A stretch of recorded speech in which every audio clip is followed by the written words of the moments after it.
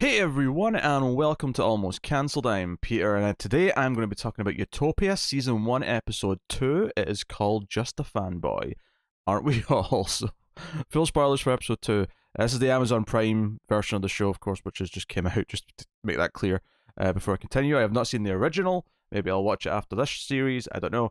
But just to make sure that disclaimer's out there at the start of these reviews.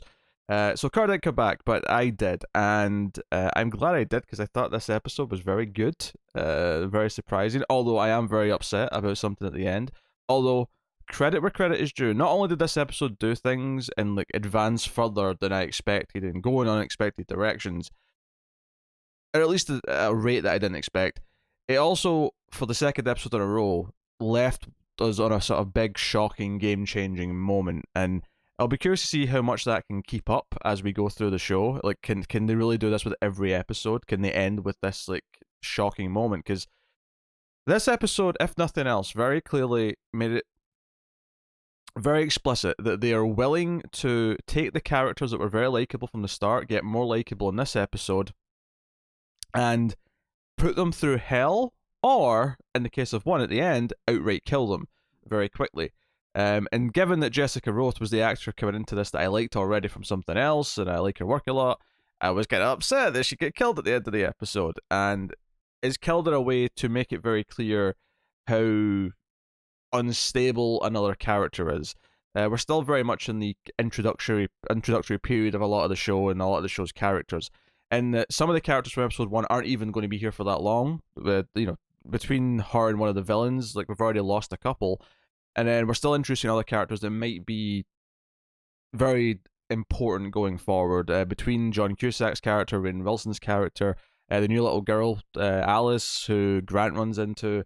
There's several new characters introduced in this, and even obviously Jessica Hyde herself, who she is the one who benefits from the ending of this episode as well as other moments in terms of like sort of selling how she is. Because at first I think, okay, she seems to be an ally. Maybe she's a bit kooky, she's a bit weird, she's very confrontational with them, but ultimately she is a good character. Then the end of the episode kind of takes it and says, no, she literally just killed one of them to make it clear that she was the leader, because she saw that Sam was going to be someone who was going to, because Sam actually tries to like de-escalate the situation at the end of the episode, with Ian kind of refusing to believe that any of this is real and standing up to her. Jessica's got the gun out. Sam is able to talk him down, maybe proving that she is the better leader, and Jessica just immediately, shockingly, shoots her in the head. And it's weird to start with the end of the episode, but obviously I just watched it. It's the thing that's in my head. It's the thing that's sticking to me so much. And I was surprised that I got another moment like that, because all the stuff in the middle with Wilson being tortured, I thought was going to be the big thing of the episode. And I was already very impressed, because we were introduced to these characters that are very likable, and while I suspected they were going to be put in danger and we were going to be like worried about them at some point, I did not expect it to hit that level in episode 2, where the two assassins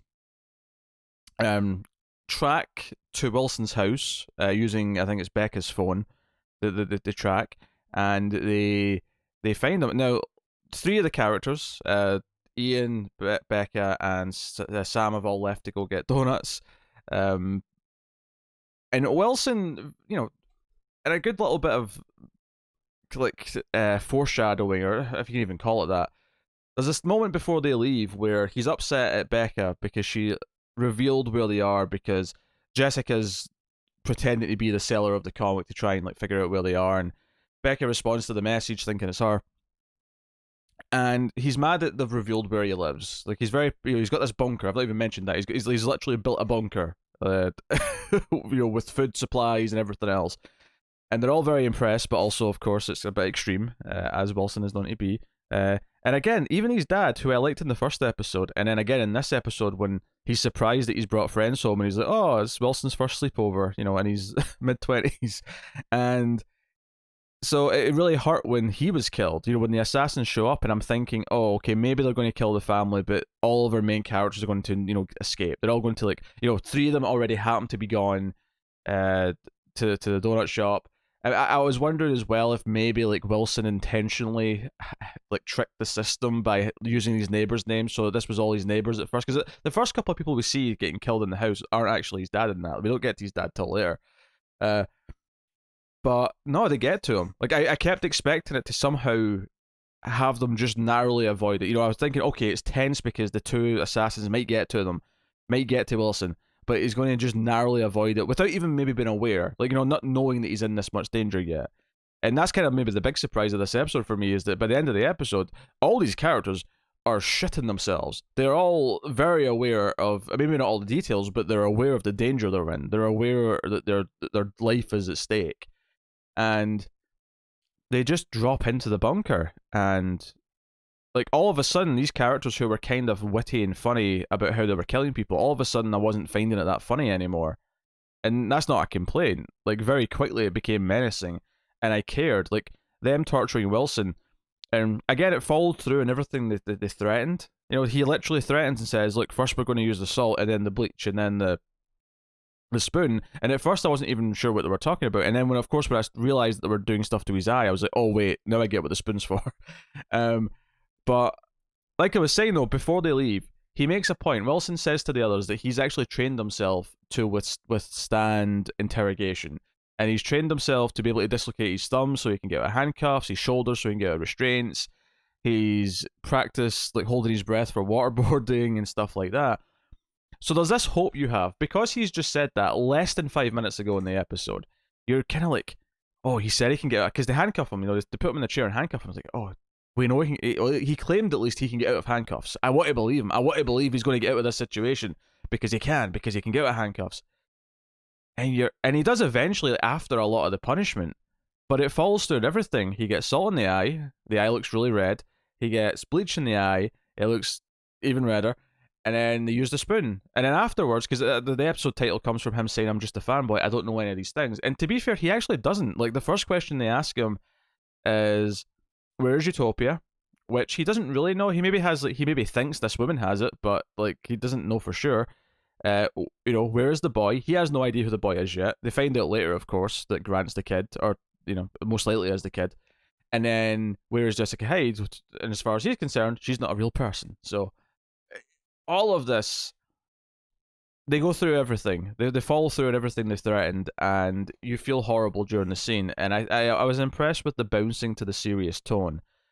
They, you know, they even sort of, it has a funny moment at the end though, where they go, "Oh, I think he's just a fanboy." Yeah, like, and I did laugh a little bit. It was kind of darkly funny, and it's nice that the show can still make me laugh. And there's a couple of moments like that in this episode that make me laugh, but it definitely proved with this one that it can shift to me being worried for the characters. And given how likable and how sort of fun the characters are in the first episode, and how they are, at least to begin with, in this episode, the punishment Wilson goes through, because I laughed again when the others are coming back, and you know, Jessica ends up saving him, of course, by killing the second assassin in the head with the axe, and Arby's left on his own, so he's like still out there.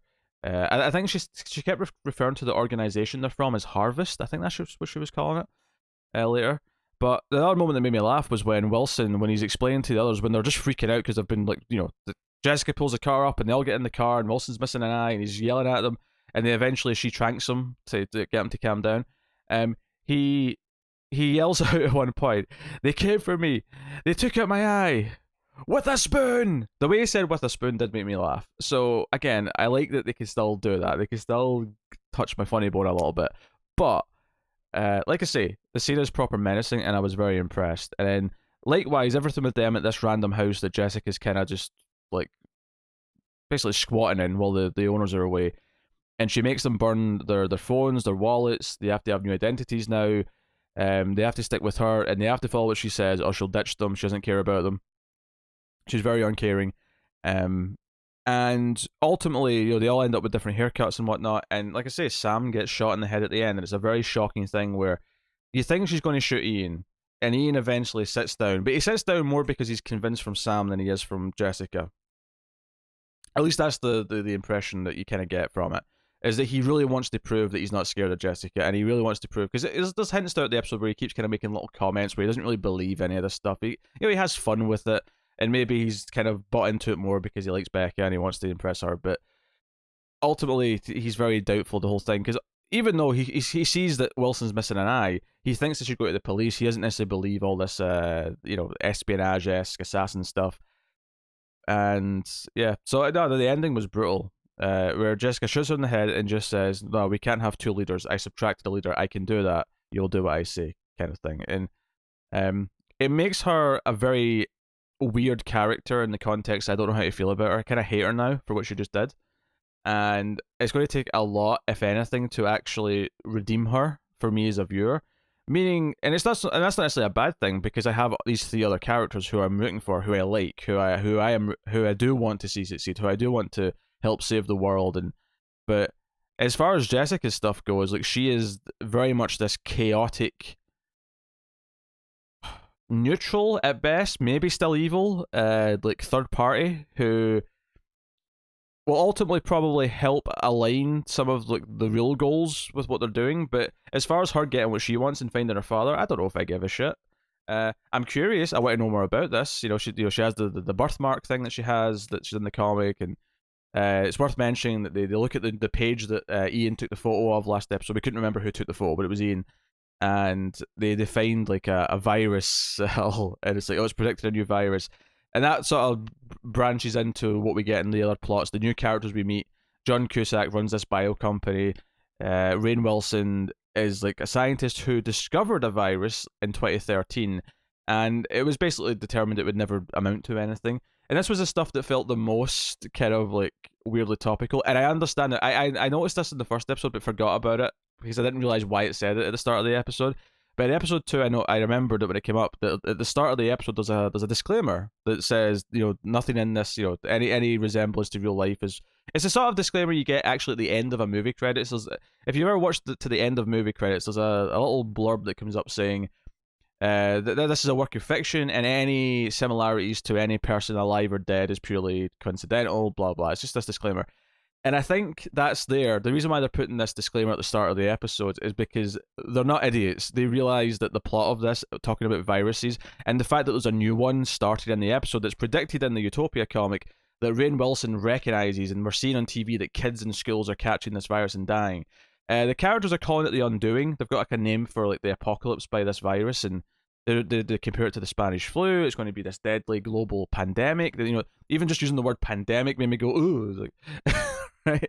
So it's so weird watching this show be about the outbreak of a potential virus that in 2020 makes it feel really kind of like hit close to home in a way that even gives it an extra bit of spice, that it, like, because the virus ultimately is just kind of almost at least so far is kind of a, I don't want to say MacGuffin, but it's kind of just your doomsday that they're trying to avoid. Like, it could literally be anything and it wouldn't really matter that much yet. Now, admittedly, given that we have characters at the bio company, given that we have John Cusack, who has made, processed, like, fake meat that's not actually, obviously, meat, but, imitates it, is better than plant-based meat because it doesn't even rely on water and growing things. It's going to be this miracle new thing. It's years ahead of anyone else. We see him get interviewed at the start of the episode on TV. But the interviewer gets really tough and accuses the product, this meat, which they're actually serving in schools in various states across the country, where kids at some of these schools, like en masse, like some of the schools they've used, like there's been virus outbreaks, and the kids who had been eating this meat have all died from the virus. There's like 40 kids who have died. And she says, is it possible that eating this processed meat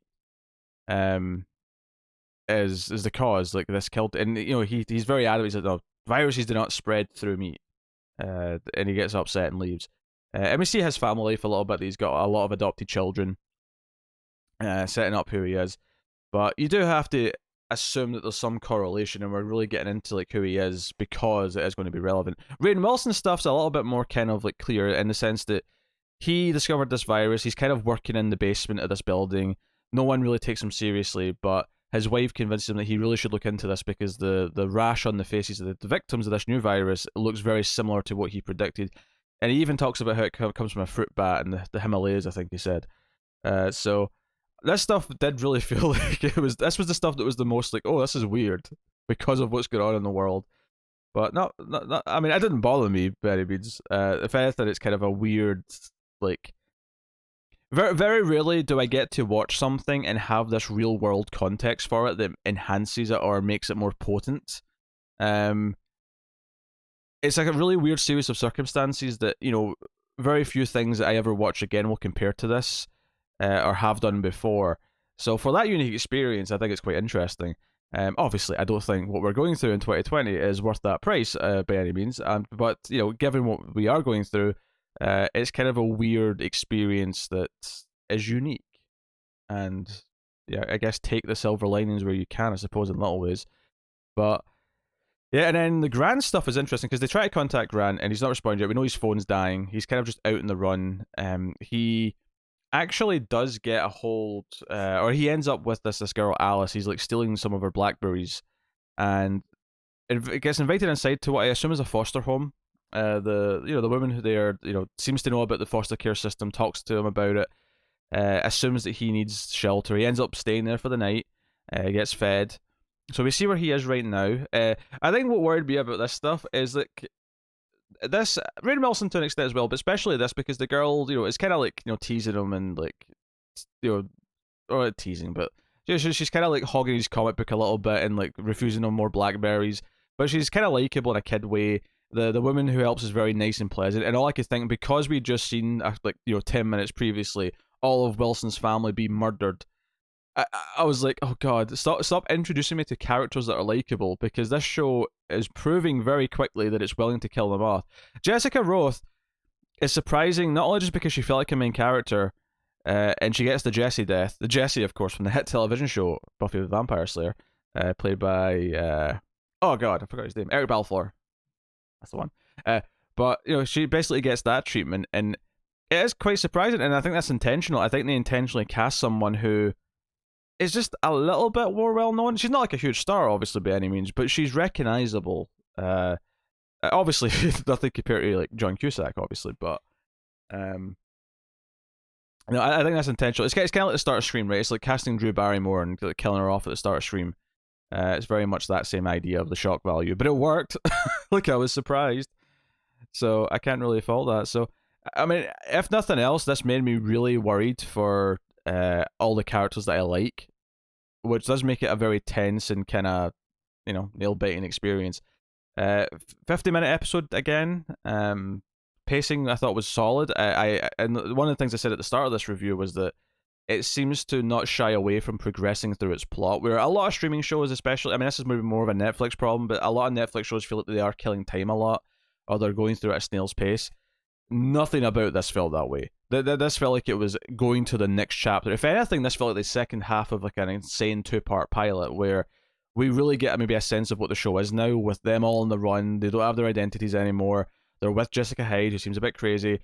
People in the comments, apart from telling me that the original is better and that the original should be watched, is that I've heard people say it was Mr. Robot before Mr. Robot. That's a bold claim. I think Mr. Robot's one of the best television shows of all time, and I highly doubt that I would see very many things as comparing to it. I did kind of get a little bit of the comparison from a plot perspective in this episode, just because, like, the mystery of who Jessica Hyde is. She does say that her father was, just like the comic, was a scientist, and she was kidnapped and he was forced to make bioweapons, and maybe that's where some of these viruses actually are coming from, is they were created by him in a lab somewhere or something. I mean, maybe it's more complex than that, but certainly that's what we get here. But it was hard not to at least see like these new characters going off grid as a little bit F Society-esque. It's not the exact same, but I can see some parallels in some way. The tone's very different though, for sure. But no, I still felt the style. I think again the characters being so likable, and in this episode making it very clear that they are going to kill off and put the characters that are likable through hell, if not kill them outright. Like that. Ian, at the end of the episode, when Sam gets shot, Ian might not believe all this stuff yet, but he believes that Jessica will kill him. She believes that, he believes that she is willing to kill any of them at any given time. So he's definitely scared enough to not just leave and go to the police anymore. Maybe he'll try and do it slyly and try and escape, when she's not looking or something. But even if he doesn't believe the actual going on yet, he certainly is convinced of the threat in front of him right now, as they all are. Because before this, you get the impression that the others are kind of almost excited that Jessica's real and that they're with Jessica, and they're starting to believe that this is Jessica. even though they obviously have moments of like, hey, she has needles, she has this. They see in the news, obviously about the virus, but also about the murders at the convention, and they're a little bit scared of her at that point. But at the end of the episode, I can't buy that Becca and Wilson are all that excited anymore. Like now they're scared too, and she's a very unpredictable element, which again adds a bit more like. Now, admittedly, I don't really see her just point blank shooting any of the other main characters again because it's kind of made its point and it'd be repetitive to do it. But it's achieved what it needed to, and I will miss Jessica Roth on this show. That is a shame, but it did make for a really shocking moment, and yeah, I mean, it's probably better than episode one. It's hard. It's kind of a hard thing because I liked how episode one really introduced all the characters, and I thought it was a really good first showing for that. This episode again introduces a lot of things, but it ramped up the tension and like showed maybe kind of the range of what the show can be even more. Because I enjoyed all the killing in the first episode was good. It was well done and it was stylish and it was all these things, but it was still very upbeat. It was still you weren't necessarily scared for the characters in those scenes because they were all characters that were relatively speaking disposable because that's what they were there for. In this episode, it flipped that and said, no, like, these guys are actually dangerous, although clearly they're not unkillable because one of them does die in this episode. And it makes me wonder if Arby's going to get a new partner or if something else. I don't know. Like, is he working alone now? That would almost be a shame if he's working alone because him playing off of someone definitely gave a lot to those scenes. So, be very fascinated to, and you definitely want, even though he's fun to watch, you definitely want him to meet his demise. We see him, like, he goes out of his way to kill the little sister, when she's coming back in with the groceries later on, and it feels extra vicious. He does give his dad a nice little like thing because his dad sort of is almost happy, like he's like, I knew you would come for me because he's also a bit of a conspiracy nut, just like his son. He has like stuff all over his walls, and Arby kind of says, yeah, you know too much. And afterwards says, yeah, look at all the work that he put into this. Let's give him a happy death. Let's make him think that he was killed for the reason why he was successful in his theorizing and his detective work, his research. So, I mean, it's like all that stuff. Like it adds a bit of depth to these characters because I want him to die now for what he did, and I want him to like get his comeuppance, but he's still really fun to watch, and that's a really interesting mix of stuff. So, no, I think that show's really good, like really good. Like it's just it can bounce between all these different tones, which is exceptionally well done. It's got basically, I mean, at least half a dozen really likable characters, and most of whom are the ones that you're rooting for. Some that aren't, and it like it feels like anything can happen at any point, and I think that is very impressive. And furthermore, much like some other Amazon shows right now, like The Boys, I do think both these episodes work very well as episodes. They feel like full chapters. I feel fulfilled at the end of it. It left me off in a great cliffhanger. I don't feel like I'm going to be punished if I wait a couple of days to watch the next one. I don't know if I will. I might do the next one tomorrow if I have time. I don't know if I will, but I appreciate that the episodes feel like full formed episodes with enough story in each of the plots, especially the main one, of course, to actually feel like a full satisfying dish, if you will. But no, that's episode 2, and there's probably some other little tidbits in there that I've glossed over, but no, very, very good. So, I'm looking forward to watching episode 3. I believe this is an 8-episode season. I will actually just double check that as I'm talking, just because it'd be good to know. Yeah, 8 episodes. So, yeah, I'm going to keep working through this, and I will probably... Yeah, I expect the best expectations probably every other day, but I will try and go a bit quicker if I can. It depends on timings. Typically speaking, I don't have time to do anything extra at the weekend, but during the week you can expect them hopefully coming fairly frequently. I will note that the average ratings for these episodes on IMDb are kind of on the lukewarm side. I imagine that's probably fans of the original show who are review bombing it out of spite for it existing. You see that a lot on Amazon, or not Amazon, sorry, on IMDb, where you'll see like ratings being skewed on certain things. I've seen much more severe examples of it though, like something like Black Lightning has much lower review scores than all the other CW shows, just purely because you get a lot of racist people are rating it 1 out of 10, and it's dragging the whole thing down. I suspect there's probably some fans of the original show who have not watched this who are just rating the episodes low, and dragging it down because they're all about a 7. And I feel like compared to what other shows that I see that don't get rating bombed like that, I would expect this to be higher because the quality is definitely better than that. So, at least so far, maybe it'll dip, but hopefully not. But that is episode 2 of Utopia. I'll be back soon with episode 3, so let me know what you thought of this one in the comments below. Please like and subscribe, all that stuff. You can get us on the Twitters at mailed_fuzz for channel updates. Liking super important as well. I should probably mention that. It's good for the algorithm. It's good. It helps us find more audience members. And, is the nice and easy free way to support us. But obviously, patreon.com/mailfuzztv is where you can, donate as little as $1 per month and get some bonuses for your troubles. But otherwise, that's me. So thank you once again for watching or listening. We always appreciate it. Keep watching TV, guys. Have you got any vanilla?